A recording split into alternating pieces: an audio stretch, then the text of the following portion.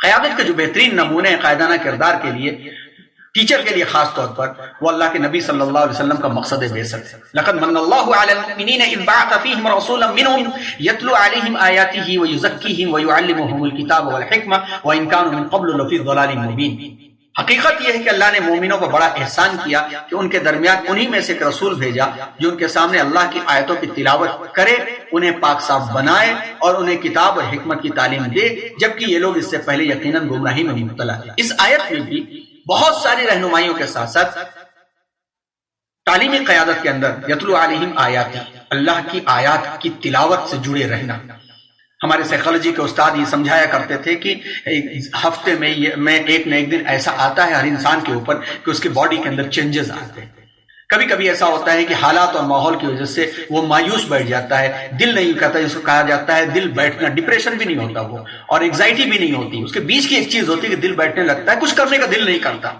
ایسے وقت میں آیات قرآنی کو تیز آواز میں تلاوت کرو، کیونکہ ایک تو اس کی برکت اور ان الفاظ کی نورانیت سے تمہارے دل کا یہ مسئلہ حل ہو جائے گا۔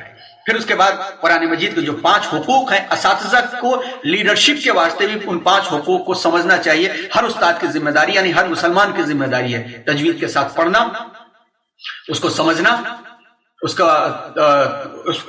پر تدبر کرنا اور اس پر عمل کرنا اور اس کی تلقین کرنا، اور اس کے واسطے یزکیہم، دل کی دنیا کو درست کرنے کا معاملہ، ویعلمہم الکتاب والحکمہ، اللہ کی کتاب کی روشنی میں ہمیں اپنا سبق حاصل کرنا چاہیے، اور پھر جب یہ ہو جاتا ہے تو حکمت کے دروازے خود بخود کھل جاتے ہیں۔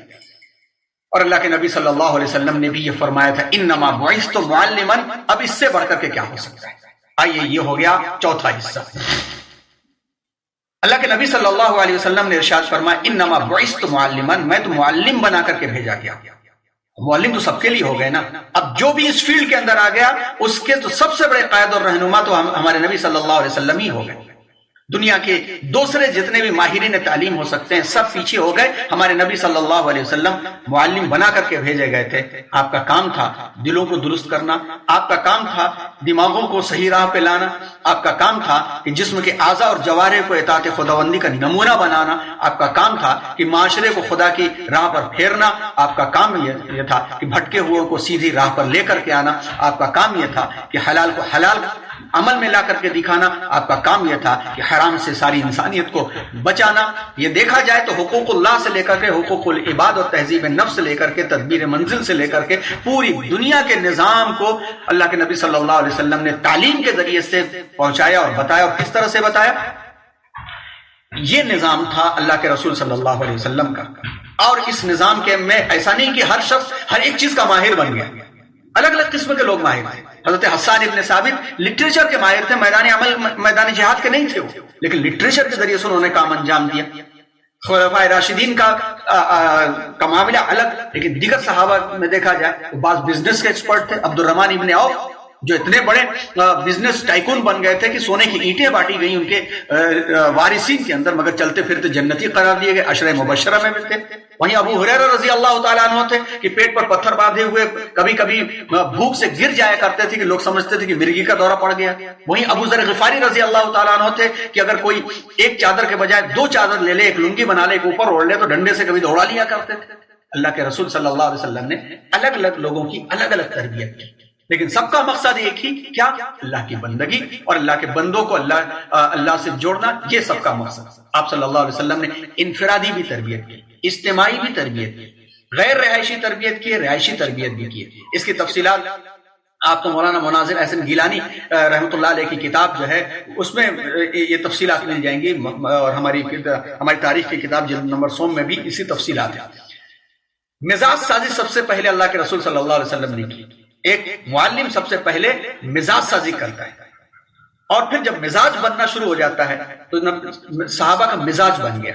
جب مزاج بن گیا تو صحابہ ترویج و اشاعت کے اندر لگ گئے۔ مکہ اور مدینہ کے اطراف میں دیکھا جائے تو ڈھونڈ کے بھی 10,000 سے زائد قبریں ہی شاید ملیں گی، لیکن صحابہ کو دیکھا جائے تو دنیا کے جن کونوں تک بھی پہنچ سکے وہاں پہنچے۔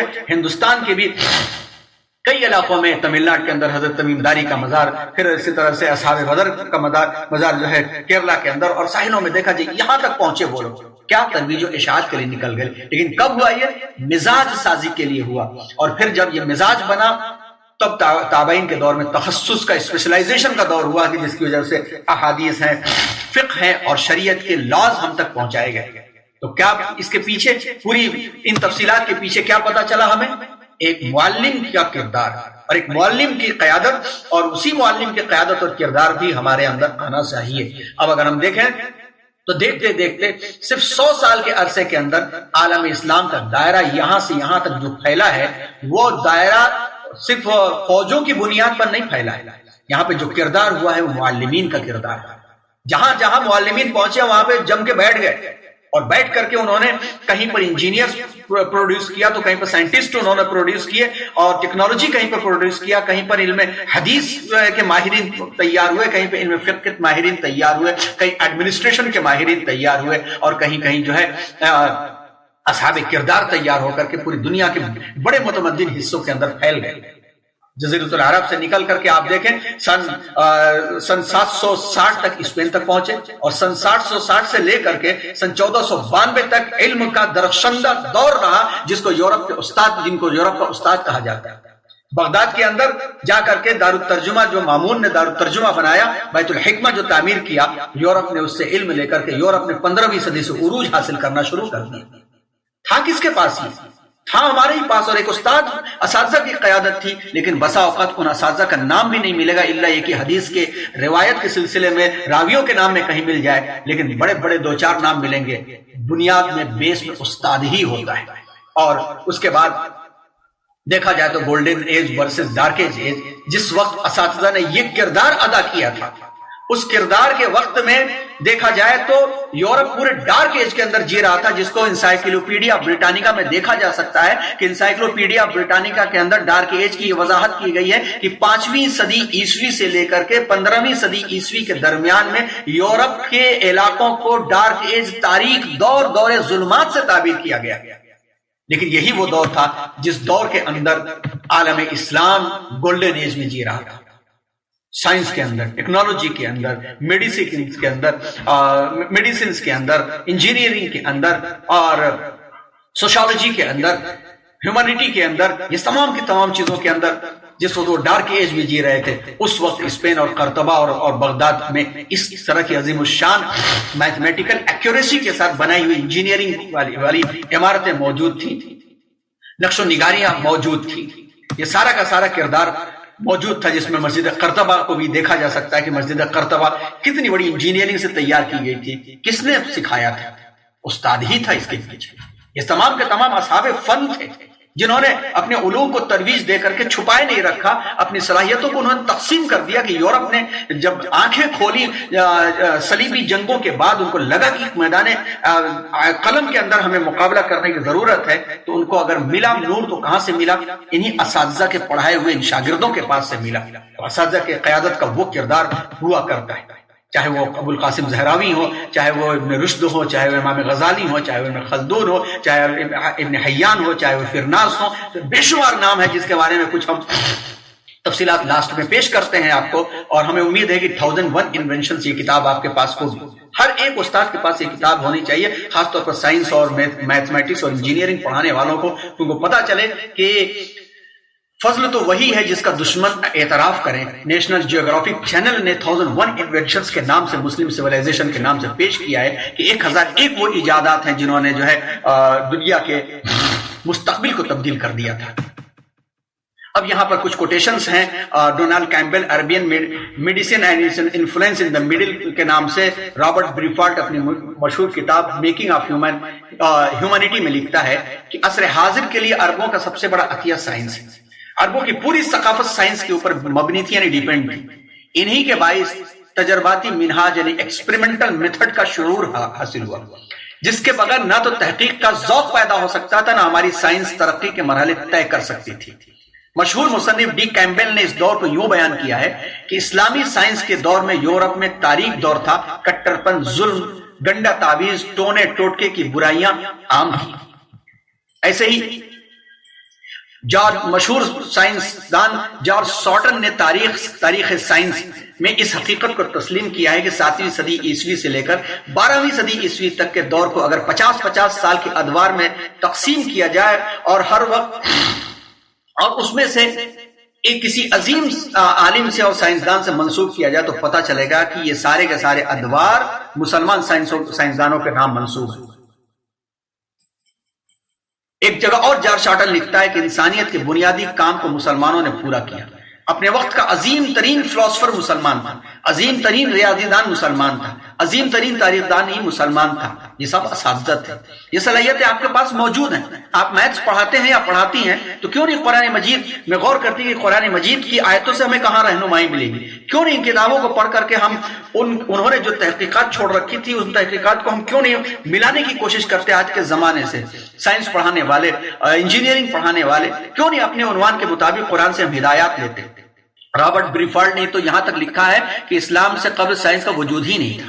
اس نے یہ بات بھی ثابت کیا ہے کہ میڈیکل طب کو علم کا درجہ دینے اور وقار بخشنے کا کام مسلمانوں کے ہاتھوں میں ہی انجام پایا۔ لکھتا ہے کہ medicine was more of the magic than medicine before اسلام۔ اسلام سے قبل طب جادو سے زیادہ تھی، طب اس کے اندر کم تھا، لیکن طب باقاعدہ جو فن بنا ہے وہ مسلمانوں کے بعد بنا ہے۔ اس نے اس بات کا دعویٰ کیا ہے۔ عہد وسطیٰ کے یورپ اور اسلامی دنیا کا موازنہ کرتے ہوئے مولانا ابوالکلام آزاد غبار خاطر میں لکھتے ہیں کہ یورپ مذہب کے مجنونانہ جوش کا علمبردار تھا، مسلمان علم و دانش کا علمبردار تھا۔ یورپ دعاؤں کے ہتھیاروں سے لڑنا چاہتے تھے، مسلمان لوہے اور آگ کے ہتھیاروں سے لڑتے تھے۔ یورپ کا اعتماد صرف خدا کی مدد پر تھا، مسلمانوں کا خدا کی مدد پر بھی تھا، لیکن خدا کے پیدا کیے ہوئے سر و سامان پر بھی تھا۔ ایک صرف روحانی قوتوں کا معتقد تھا، دوسرا روحانی اور مادی دونوں کا۔ پہلے نے معجزوں کے ظہور کا انتظار کیا، دوسرے نے نتائج کے ظہور کا۔ معجزے ظاہر نہیں ہوئے، لیکن نتائج عمل نے ظاہر ہو کر فتح و شکست کا فیصلہ کر دیا۔ مولانا ابوالکلام آزاد نے اس زمانے کے لیے لکھا تھا، آج معاملہ الٹا ہو چکا ہے۔ اس تحریر میں مولانا نے 12ویں صدی عیسوی کی ان صلیبی جنگوں کا تذکرہ کیا جب مسلمانوں نے پیٹری نام کے نئے ہتھیار بنائے تھے جو دشمنوں پر آگ برساتے تھے۔ 5ویں صدی صلیبی جنگ میں ان ہتھیاروں کی مدد سے جارج لوئس کی فرانسیسی فوج کے ٹھکانوں کو جلا کر خاکستر کر دیا گیا تھا۔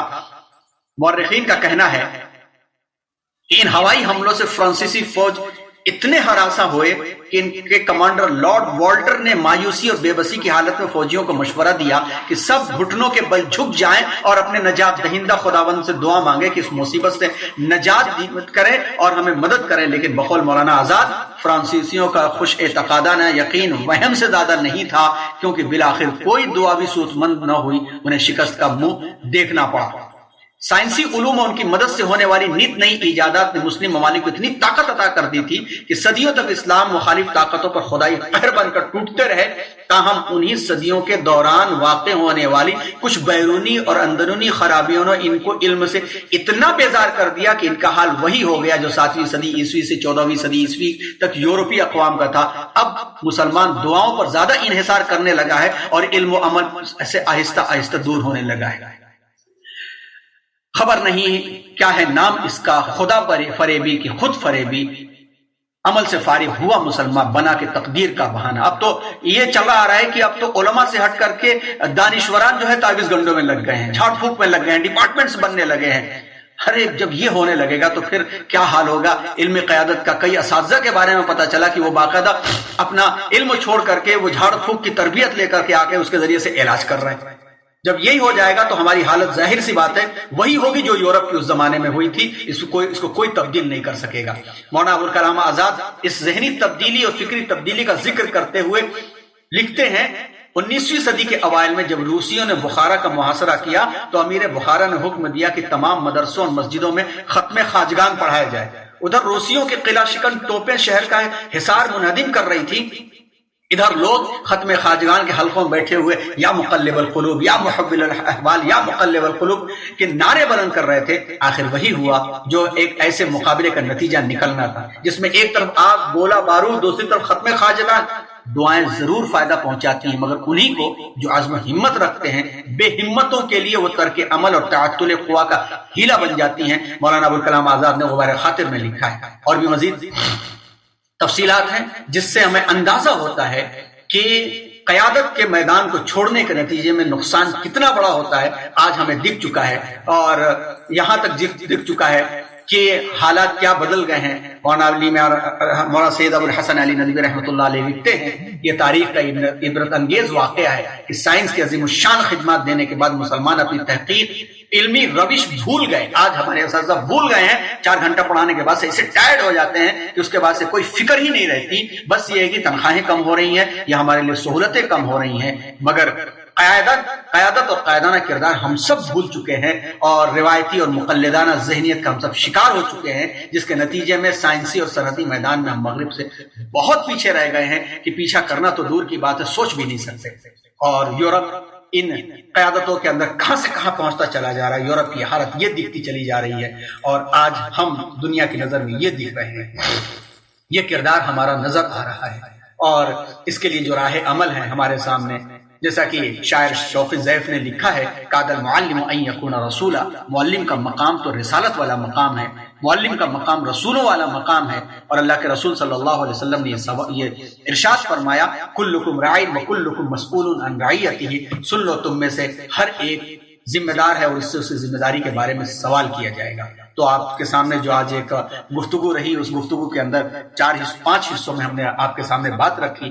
پہلے حصے میں بنیاد اسی بات کو بنایا جو ہماری بنیاد ہے, کہ جب تک ہم بنیاد پر باقی نہیں رہیں گے تب تک کوئی عمل کا قابل قبول نہیں رہے گا. اور اس میں کلمے کی بھی مثال آپ کے سامنے دی, احادیث و قرآن کی دی, اور اسلامی نظام تعلیم و تربیت کا ایک چھوٹا سا خاکہ آپ کے سامنے رکھا, اور اس کے ساتھ ساتھ تاریخی حوالوں کی روشنی میں بتایا کہ اللہ کے رسول صلی اللہ علیہ وسلم نے خود کو معلم قرار دیا, اور وَإِسْتُ مُعَلِّمًا کہہ کر کے آپ نے اساتذہ کے لیے قیادت کے میدان کو سب سے پہلے پیش کیا کہ ہر استاد ایک قائد ہے, قائدانہ صفات آنا چاہیے. اور لہٰذا ہم اور پھر تاریخی حقائق کو آپ کے سامنے پیش کرتے ہوئے اس کے حالات کی ایک جھلک دی. ہمیں چاہیے کہ اپنے اپنے میدان کے اعتبار سے ہم اور آپ جو ہیں اپنے اپنے میدان کے اعتبار سے قرآن کی آیتوں پر غور کریں, اور آیتوں پر غور کرنے کے لیے آزادانہ یوٹیوبر غور نہ کریں. یہاں پر ایک بات ہم بتا دیتے ہیں کہ یوٹیوب پر فلاں کو سن لیا, فلاں کو سن لیا, خود غور کریں. اس کے لیے آتھینٹک تفاسیر آپ اپنے بڑے اساتذہ سے پوچھ سکتے ہیں, پوچھ سکتی ہیں. وہاں پہ مولانا عبدالصمد صاحب ماشاءاللہ بڑے بزرگوں میں ان کا شمار ہوتا ہے, مولانا شفیع صاحب وہاں پر ہیں, اس قسم کے بڑے ہیں. ان کی رہنمائی کی روشنی میں معارف القرآن میں بھی کافی اچھی باتیں بیان کی گئی ہیں. اس قسم کی تفاسیر پر غور کریں, اور غور کر کے آج کے حالات میں امپلیمنٹ کر کے بچوں پر اثر انداز ہونے کے لیے اپنے آپ کو سورہ اقرا کی روشنی میں بھی غور کریں, اور اس کردار پر غور کریں تو تکلیف تو پہنچے گی. جس کو ہو جان و دل عزیز وہ اس گلی میں جائے کیوں. اگر جس کو اپنے آپ کی ذمہ داریوں سے بچنا ہے تو ٹیچنگ فیلڈ چھوڑ کر کے وہ پروفیشن دوسری فیلڈ میں چلا جائے. لیکن اللہ نے اگر اس کو ٹیچنگ فیلڈ میں لا لیا ہے اور ایک استاد مسلم استاد کو لا لیا ہے تو اللہ نے بہت بڑا موقع دیا ہے کہ جو دل کی دنیا کی درستگی سے لے کر کے آخرت تک کی درستگی کا کردار ادا کر سکتا ہے, ادا کر سکتی ہے. اللہ تبارک و تعالی ہم سب کو ان تمام چیزوں کو سمجھنے اور قائدانہ صفات کے ساتھ بچوں پر اثر انداز ہونے کی توفیق عطا فرمائے. بہت ساری ایسی جزیاتی باتیں تھیں جو بہت تیزی کے ساتھ گزر گئی. اگر آپ کے ذہن میں ہو اور اگر وضاحت چاہیں تو آج تو وقت ختم ہو چکا ہے. سوال نامہ مرتب کر کے آپ ہمارے پاس بھیج سکتے ہیں, بھیج سکتی ہیں. پھر کسی موقع پر اس کا جواب دینے کی کوشش کی جائے گی. آپ چاہیں اگر تو رحمان صاحب کو بتا دیں, اور یہ پاور پوائنٹ ہم آپ کو بھیج دیتے ہیں تاکہ آپ کے اپنے ریفرنس کے لیے کام آئے. اللہ تبارک و تعالی ان تمام چیزوں کو عمل کرنے کی توفیق عطا فرمائے. ہو سکتا ہے ایڈٹ کر کے یہ ریکارڈنگ بھی چینل پہ ڈال دی جائے تو آپ کو بھیج دیا جا سکتا ہے تاکہ آپ مزید اس سے استفادہ کر سکتے ہیں, کر سکتی ہیں.